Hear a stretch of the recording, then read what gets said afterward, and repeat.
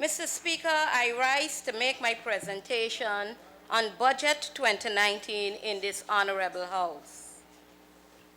Mr. Speaker, the theme for Budget 2019 is transforming the economy, empowering people, building sustainable communities for the good life. However, it is sad that the aforementioned points are absent from the budget. The Honorable Minister of Finance brags once again that it is an early budget, but I rather suspect, Mr. Speaker, that it is too early a budget. This budget is a premature document that needs to be urgently placed in an incubator and administered oxygen if it is to be of substance to this nation. This budget has been birthed by delinquent and irresponsible parents whose only interest was to have the baby born so that they can continue to have a nice time. This is evident in paragraph 3 of page 1, where there is mention of the grand celebration for the Golden Jubilee of the Republic in February 2020. It is evident that after 3 years in office, this government is still in a celebratory mode. Their mantra is vividly, party time, sport is malign.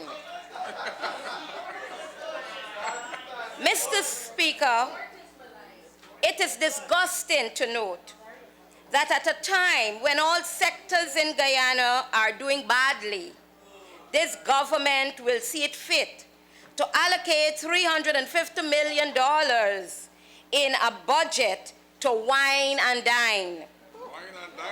These sums could have been utilized better. What is more disheartening is that this large allocation will be spent to carry out preparatory work for the event, so we can be sure that in 2020 budget, we will see more sums being allocated for the facilitating of the actual event. Mr. Speaker, this money could have been better spent to enhance other areas and projects. For instance, instead of giving $10 million to the hinterland community of Smiths Creek in Region 1, they could have given $50 million. Instead of purchasing 1 mill for the tomato ketchup project, they could have purchased 2. Instead of building one stop shelter for the children who walk through the forest to get to school, they could have provided transportation for them to get there. This will have been more beneficial to these communities. It will have transformed the current projects and businesses in the hinterland. It will have empowered the lives of the residents. It would have built and sustained their communities. And then they could have said that they are enjoying the good life. Then they will have become the showpiece of our country, as my colleague, the Honorable Yvonne Pearson Fredericks said, in time for the Golden Jubilee celebrations. It could have provided a larger wages and salary increase and a larger bonus for the public servants. It could have paid the outstanding severance payments to those workers from Wales who are still awaiting their payments. And Mr. Speaker, as I speak, those workers are still waiting for that to be paid out, those severance payments to be paid. And we sat in this honorable house not so long ago and voted for a $2.4 billion budget increase so that those payments could be made. And we were assured that with the passing of that amount, that the sugar workers of Wales will be included in that payment.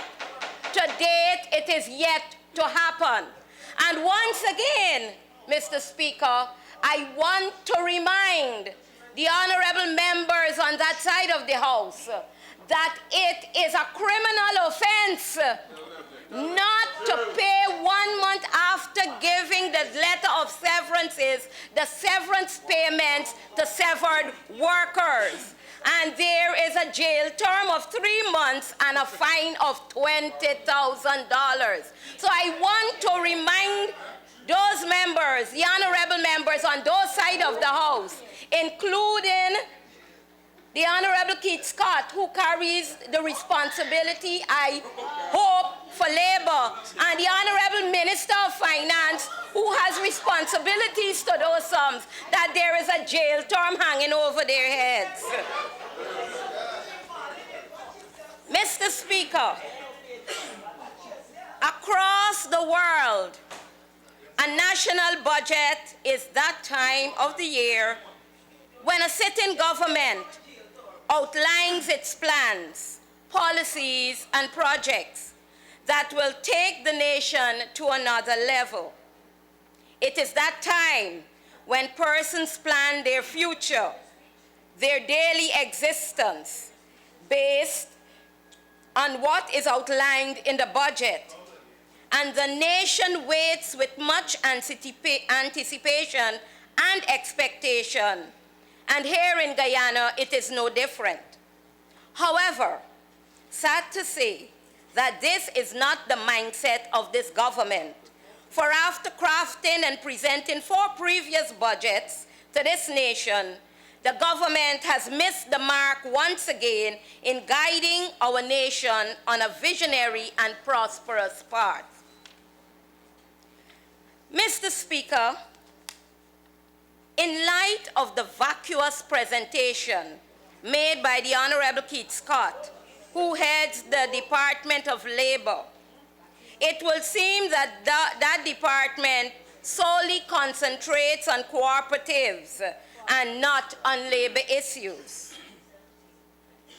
Mr. Speaker, one of the government's claim to fame in Budget 2019 is the increase in wages and salaries for public servants and the supposedly big non-taxable bonus to be paid later this month. But Mr. Speaker, let me state that for the lowest paid workers in this country, there will be a 70% increase. And for the highest paid, a 0.5% increase. Mr. Speaker, for the 70% increase, there will be, for those who receive the basic minimum wage, a $4,200 more added to their salaries. And for those $1 million and above, they will receive $20,000 more to their salaries. Mr. Speaker, the Honorable Minister of Finance stated that this month our public servants will receive $50,400 as a non-taxable bonus. And that figure sounds big. But Mr. Speaker, for those who go in the market every day, for those who have to live on their basic salaries, this is nothing to shout about. Because, Mr. Speaker, if that is going to go into the supermarkets, as he stated in his presentation, it's something nice at this time of the year, the holiday season. It can barely fill half of a cart of goodies for any family. Mr. Speaker, when we look at that increase,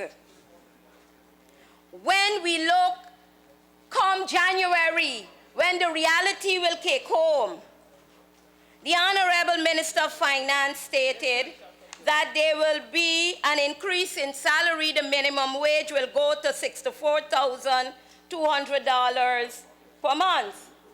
But the annual take-home after NIS and PAYE would be $60,605. Mr. Speaker, that is like a flake of ice in the 7 seas put together. It will disappear.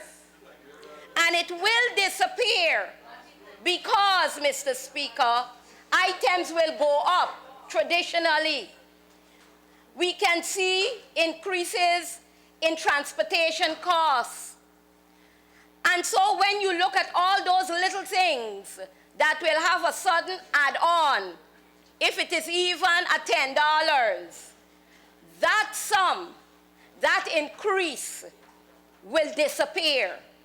It will have no cost effect, no enhancement in the pockets of the simple public servant.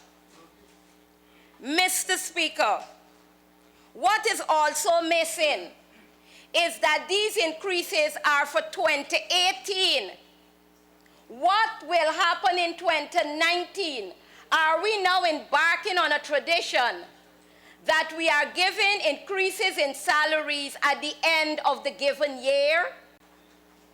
Any trade unionist, any person involved in industrial relations know that when you negotiate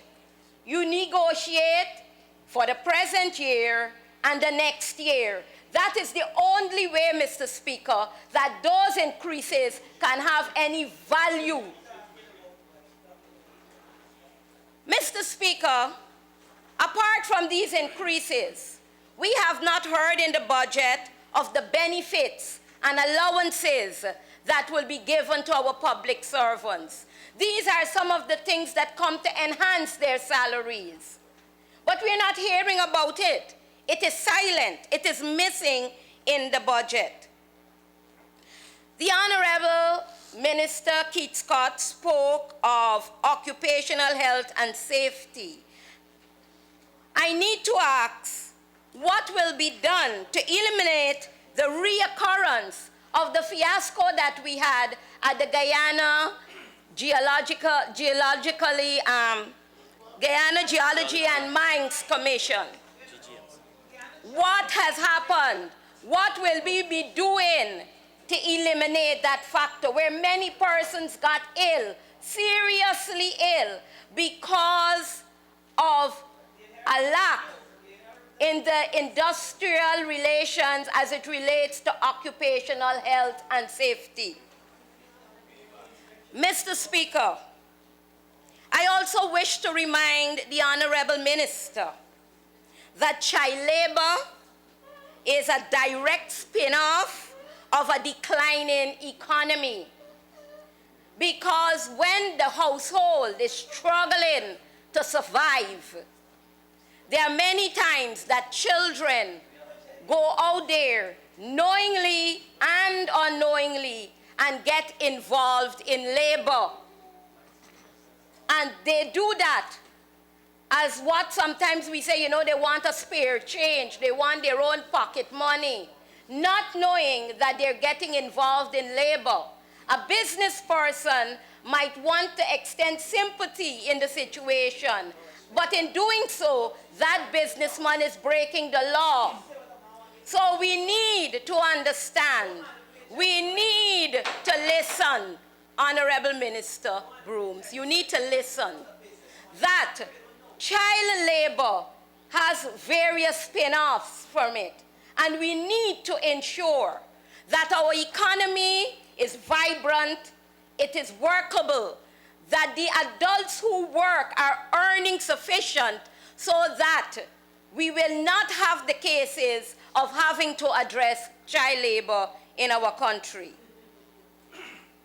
Mr. Speaker, is this the good life that we are offering the ordinary Guyanese worker, especially the public servants, who are really the persons doing all the hard work so that the ministers and other senior government officials can look good? Mr. Speaker, from May 2015 to now, there is approximately 30,000 persons who are unemployed. In the budget, the Honorable Minister of Finance stated that via the Small Business Bureau, 535 jobs were realized, and there is another 1,700 via Go Invest in 2019. However, this leaves 28,265 unemployed persons.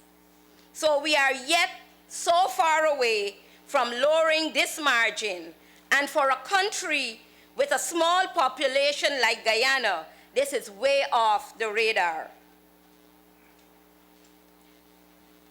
Mr. Speaker, the Honorable Minister of Finance, in his presentation, hailed this government as the most business-friendly administration in recent history. Well, talking about fake news, that is fake news. This is really a fiction of one's imagination. The reality we face, Mr. Speaker, is the continuous loss of jobs due to the closure of businesses, the loss of spending power by our people, especially our public servants and those who work for minimum wages. No new jobs being created. We're hearing about oil and 2020. It seems that we have to wait until then for any type of job creation to take place. The closure of businesses due to a rapidly declining economy.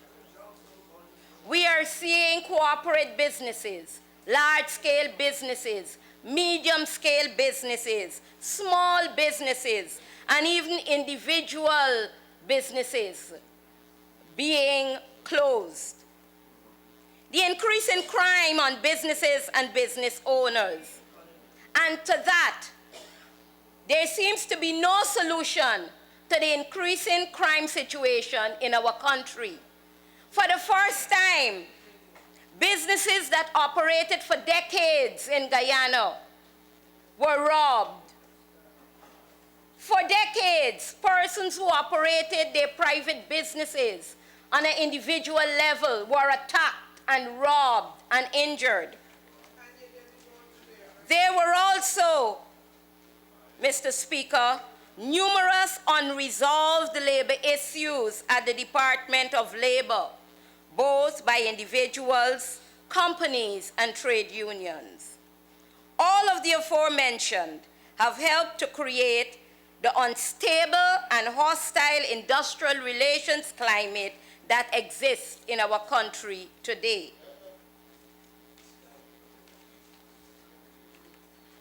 Mr. Speaker, in the budget, it is stated that for 2018, in the first 8 months, there were 189,066 tourists coming to Guyana. It means that there was an average of 23,633 tourists per month. It will be interesting to know the countries of origin. Where did these tourists come from? Where were these arrivals from? The time spent in Guyana, because a tourist will not spend over 3 months and that. And it depends on what they are coming for and their finances. And the destinations visited. We're not talking about just traveling around Georgetown. We're not talking about arriving at the Chedi Jagan International Airport and going home to Berbice or going home to Essequibo. We are talking about real tourism, where the tourist comes to our country, they book in at a hotel, and they take tours to various parts of Guyana, especially the interior, that we often advertise about rustic tourism and adventure tourism. That is what we're talking about, those figures we need. In doing so, it is hoped that those figures do not include the Cubans and Brazilians who come to do shopping primarily here, because we can see them so much about the place. And I think the Honorable Minister of Finance, I think, is missing the mark again. A visitor and a tourist. All visitors are not tourists, that is the point. Mr. Speaker, there is noted incentives for investors, but none for our local tourists, especially our public servants and students. They too need to see and explore and experience the beauty of Guyana. We need to move past seeing the beauty of Guyana only on postcards, in magazines, and on videos, and sometimes in the textbooks. We need to put some of the Jubilee money into making those visits affordable. We can really then be able to allow our students, our public servants that work so hard to experience Guyana. We can give trips that will be supported by the government. We need that to happen. We need our children, our school children, to touch and feel the beauty of Guyana. And some of these monies could be used to subsidize tours to these various parts of the region. We need to move beyond just taking them to the gardens and to the national park and to the museum and to visit St. George's Cathedral and the lighthouse. We need to move beyond that if we are going to be a proactive and a progressive government. Mr. Speaker, we need to ask the question of tourism. What about the yachting project that was spoken about? I think it is in Budget 2017, where the Minister then of Tourism went overseas and came back and was boosting us up about the actual fact that we will have yachts coming to this country shortly to participate in their various activities as they do in countries across the Caribbean. But it seems, Mr. Speaker, that when these fancified projects are placed in the budget to boost it up for window dressing, when we on this side of the House seek to remind the honorable members on that side of the House of things that they placed in budgets before and what is the status, it seems to become a laughing matter. Well, the budget is not just for the opposition. It is for the entire Guyana. So when we remind you or we ask about it and you laugh, you're not laughing at us. You're laughing at the people of Guyana. Mr. Speaker, what about the bird watching project, initiative? When I spoke about it last year, Mr. Donald Sinclair, Director, I think, of Tourism, had a long article in the newspapers about it and made it a mockery. Because I said at that time that the only bird watching that takes place in Guyana that is widely known is what I see along the East Coast and maybe some parts of the East Bank, where the local men come out on Sunday mornings and on holidays with their cage to have a competition going on. I am asking the Honorable Minister of Tourism that in relation to such a project, why do we not have a national competition for those very persons? So we need to have things because you have put it in a package as part of tourism, and Guyanese need to be a part of the tourism package. Mr. Speaker, where are the jobs and what jobs are available for Guyanese in the tourism industry? We have noted that there have been a lot of high-level positions coming out from the Ministry of Tourism, but they are taken up by persons, as we will say, expatriates, foreign persons coming to the country. What has happened to our young people who have gone to the university, some even overseas, and would have studied and qualified themselves in these areas? Are they not being acknowledged for such jobs? Are we just giving away all the high-level jobs? Are we saying that they are not intelligent enough or experienced enough to take up those positions? Mr. Speaker, what about the staycation initiative I read about? Yes, Honorable Minister, I have the printout of this staycation that you spoke about. You're going to jump up just now? The union says so, right? There is the evidence, so I can lay over the evidence to the House. Jump up, Jared. Mr. Speaker, there is also the talk about adventure tourism. We need to know what about this adventure tourism, what it is all about, and where can we go to experience it. What about the new frontier that was recently, just this year, I think it is in October, and I have the evidence of a newspaper article of sports tourism. This is the new level of tourism that we're taking on. What about that? We haven't heard about it in the budget. We don't know what you're talking about based on just the little that we have read in the newspapers. And so we need to understand what you're talking about and all that it entails. Because we as Guyanese, we want to be part of that type of tourism.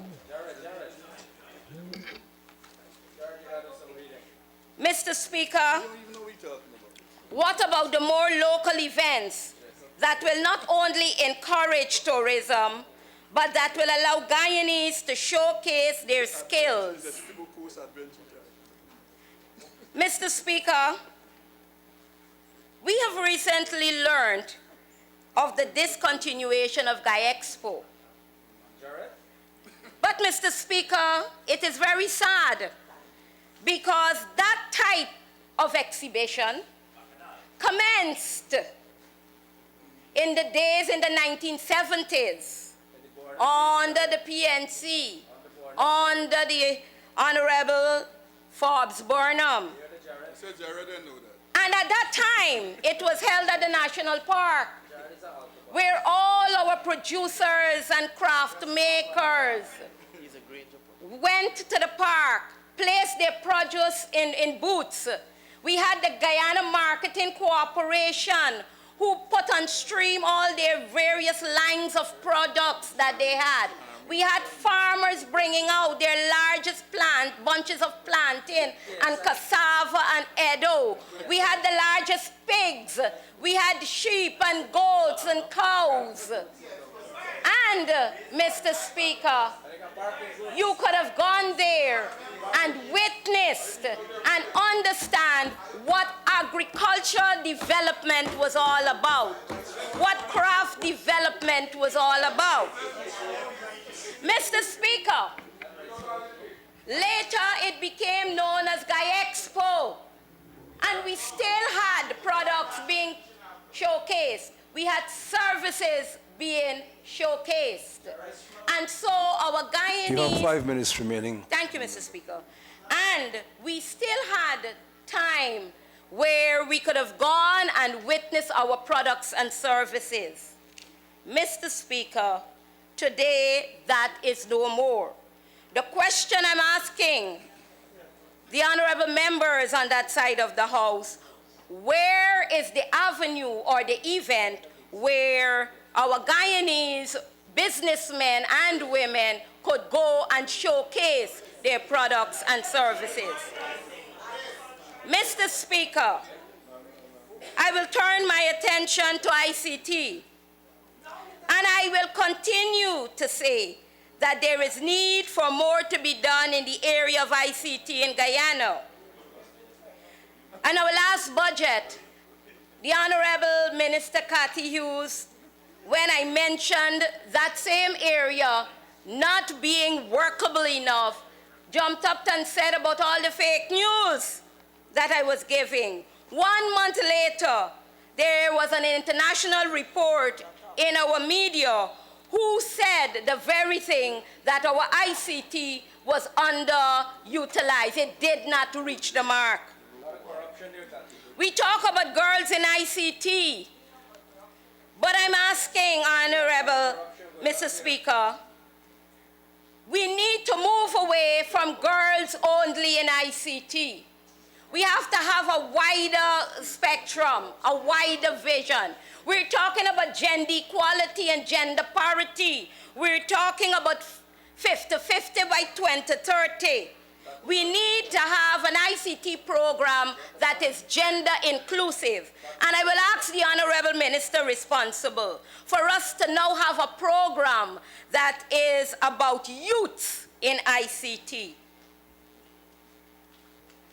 We also need, Mr. Speaker, to find out about the $4 billion in the budget for ICT sector, who will benefit and where it will be allocated to. Where will the 100 wireless cameras as part of the Safe City Solution program be placed around Georgetown? Where will the 79 public internet access points be created, where it will be located? And can we have the evidence of those rice fields that have been seeded and fertilized by drones? Mr. Speaker, Budget 2019... You have 2 minutes remaining, member. Budget 2019 will not transform our economy. Budget 2019 will not empower our people. Budget 2019 will not build sustainable communities. Budget 2019 will not offer the good life. Instead, Mr. Speaker, it will leave us empty and hopeless. And I do hope that as we hope and wait for the good life, we will not die in despair. Thank you.